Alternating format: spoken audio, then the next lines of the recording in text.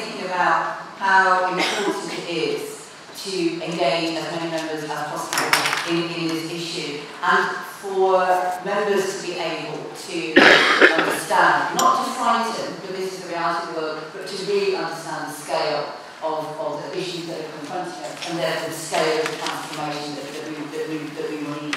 I was thinking, given that we are a couple of days away from International Women's Day, it was also running through my mind about how important the trade union movement has been in the past of fighting for crucial social change, whether it be from roadways to the Dagenham, women factory workers, the sewing machinists at Dagenham. So we really have to reassert, I think, the significance of the actions that trade unions are able to take to bring about the important social change that we need at this moment in time. So thank you, Sarah, for framing that discussion in that way. I'm going to hand over now to Asad. Introduced earlier on. Asad, if you can take it away for 10 minutes. Can I speak? Yes, of course you can. Yes, great. Thank you. Thank you, Suzanne. Thank you for the very kind introduction as well. She says to the right, only figuratively, not politically, of her. I was asked to say a few words about what does international solidarity mean for us. And so first, comrades, sisters, brothers, friends, I wanted to first say, bring you solidarity greetings from War on Want. For those of you who don't know us, we're the international charity that grew out of and is still rooted today in the Labour movement. Our founding slogan, coined in the midst of the opposition to the Korean War, was poverty is political and justice not charity. And of course, the only war worth fighting is the war against want. And those have been guiding principles and why our work focuses on the root causes of poverty and injustice. And throughout the decades, we've been at the forefront of solidarity with our movements in the global south against imperialism and colonialism. And today we continue to do that against neoliberalism, neocolonialism and climate injustices. So we don't do aid or handouts. We engage in practical solidarity with our grassroots movements around human rights, workers' rights, against extractivism, and to defend the right to food sovereignty. And it means also organising here in the UK alongside the Labour movement workers, but also migrant and refugee movements and young people to fight the systems of oppression, economic, social and political. And it also means working with people like Barry on trade justice, or comrades in the Bakers Union and Unite and many others on migrant rights and against precarious contracts. Because we have to be part of a global movement that is fundamentally an intersectional movement that connects these fights and our resistances and our vision to build a better world. And it's in that context that I'm going to make my few comments in terms of the realities for our communities on the front line. There are some key fundamental principles that have to shape about how we work on climate change, and they're actually principles that are already at the heart of the trade union movement, and they're instinctively understood by every trade union comrade here. And they are what makes the role of the trade union movement so vital in ensuring that international solidarity in the climate justice movement means more than just hollow words. So the first and foremost question I always ask is, who are we accountable to? Who is this movement accountable to? So for too long, climate change has largely been framed by individuals, organisations, and of course governments who have been anchored by their own political and economic interests. Those people who shape the climate discourse have largely been from the global north. That's why we have groups still peddling this false idea that a 50-50 chance of keeping temperatures below 2 degrees is a safe goal. One only needs to look at the extreme heat waves, superstorms, hurricanes, killer floods, droughts, to look at the reality of just 1 degree warming. Hundreds of thousands of people losing their lives, millions of people whose lives and livelihoods and their homes are being devastated.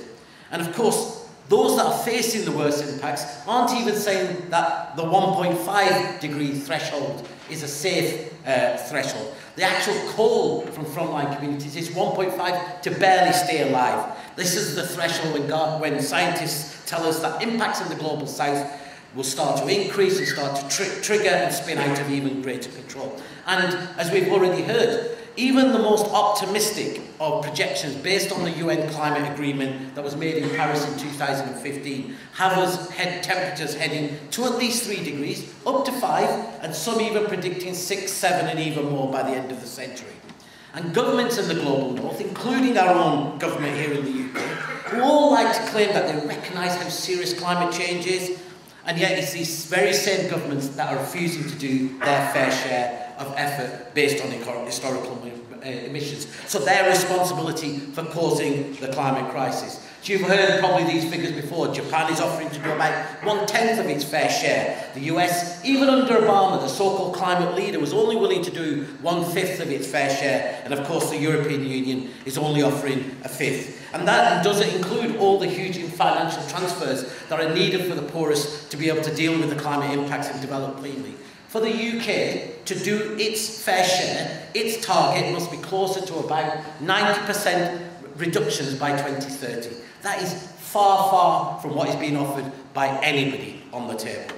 And we're told, don't worry, because climate change is something that affects all of us, we're all in it together. And I've heard countless times, well-meaning people often use that analogy, and it's an analogy that grates on me so much, about the Titanic, that we're all on the Titanic and it hit the proverbial iceberg. And it's absolutely right that, of course, the climate change will affect everyone, but the reality is, of course, that the citizens of rich industrialised countries, primarily in the global north, are on the Titanic, but they're still on the deck. They're sipping cocktails, listening to the orchestra. They're hoping for some technological miracle is going to save them.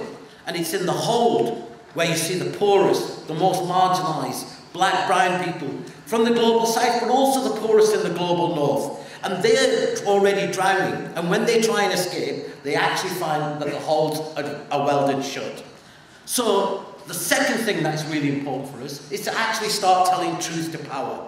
And the reality is, of course, that 10% of the world's population is responsible for 50% of global emissions. And we have to take responsibility because we are all part of that 10%. It is us in the global north which drives so much of emissions. Because the poorest 50% of the world are only responsible for about 10% of emissions. Secondly, and what's really important, is that we have to stop talking about climate change as an environmental issue. It is not an environmental issue. It's fundamentally one of the deepest and most political issues that faces us. It's fundamentally an issue of racial and economic justice. And when we look at climate change, we look and we start to unpack it, when we think about forced migration or gender racial injustices, or when we think about economic inequality, extreme weather, extractivism, systems collapse, you name it, all of them are of course a system.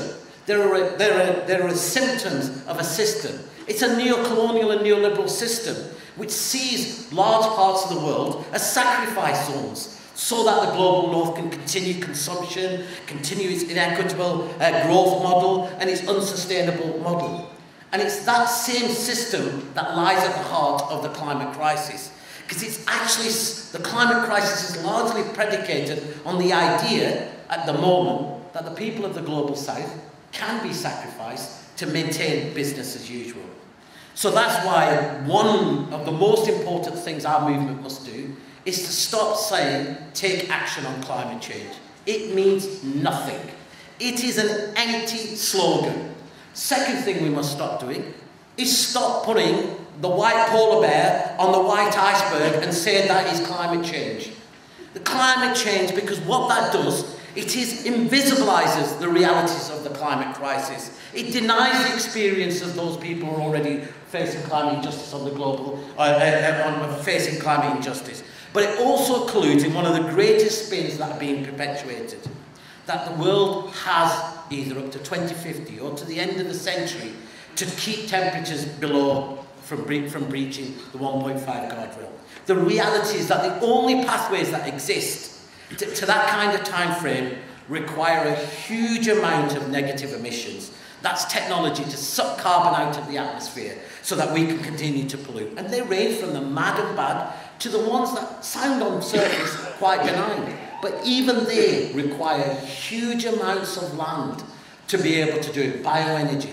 And no guessing who will pay the price for that. It's the poorest in the world who will be forced off those lands. It will be the food production which will be hit, and it also, of course, delays transforming our global economy. The reality is we only have a decade or more if we want to keep temperatures seriously below 1.5. So what does that mean for us? So of course it means saying no to fossil fuels here, and of course the work that the amazing anti-fracking communities and resistance is doing is central to that. And it's great to hear the Labour Party committing themselves to say no fracking in the UK. That is a real step forward. But also, we must also stand alongside those communities around the world who are resisting fossil fuel extraction. But standing alongside them also must mean more than saying no to fossil fuels. Because our movement must be as committed to actually also tackling energy poverty. It's no good saying to the 1.3 billion people who don't have access to energy, or the 2.3 billion people who don't have access to clean cooking, it's okay, you don't have the right to the same dignified life that we do in the name of the climate crisis. Actually, it means we have to talk about energy and energy needs of the poor. So we have to, yes, talk about decarbonising our energy system by investing in people's own renewable energy, but it also means we have a responsibility in this country to take on our banks and our corporations. And it's about understanding that the wealth of this country, the wealth that even in the Brexit debate so many are trying to protect, the wealth of the City of London is predicated on the extractivism industries. That 40% of the largest extractive companies are all based here. That it's our banking system that facilitates financing of extraction all around the world. And that our wealth is based on those revenues, the huge trillion of profits that are wrapped up by the fossil fuel industry every year.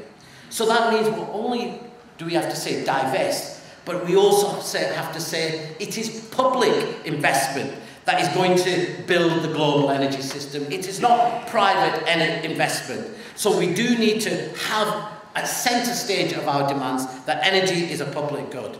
But it also means, of course, tackling the food system, which is responsible for about 1/4 of the global emissions.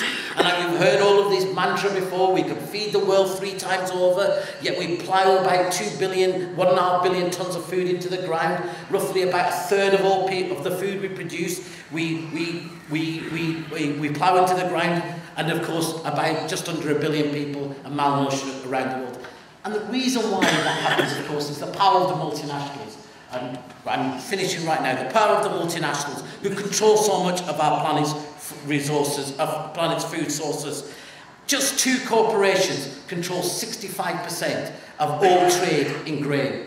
And that's why, as part of our demands, we also have to take on the multinationals. And that means, again, a legally binding treaty that holds companies responsible for their actions and theirs of the supply chain.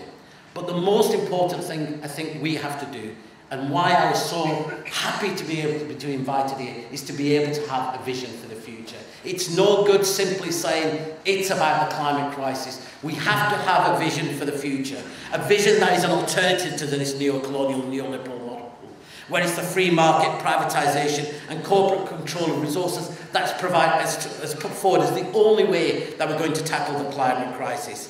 But it means also recognising that just as we did against the great struggles against colonialism and imperialism, when extracting the resources of the global south and slave labour from the global south was part and parcel of the labour movement's own internal priorities, we have to now get to the same place again. So we must locate our movement in that proud tradition, and that's why the trade union movement is so important in that. Because it can connect the fight for workers' jobs here, for climate here, for migrant rights and workers' rights here, with the same fights globally. Because if we, in the interest of our own economic nationalism, are willing to throw the rest of the world under the wheels, then we will have failed, not just only as a climate movement, but as a trade union movement. Because the very basis of our movement is we are internationalists. Thank you.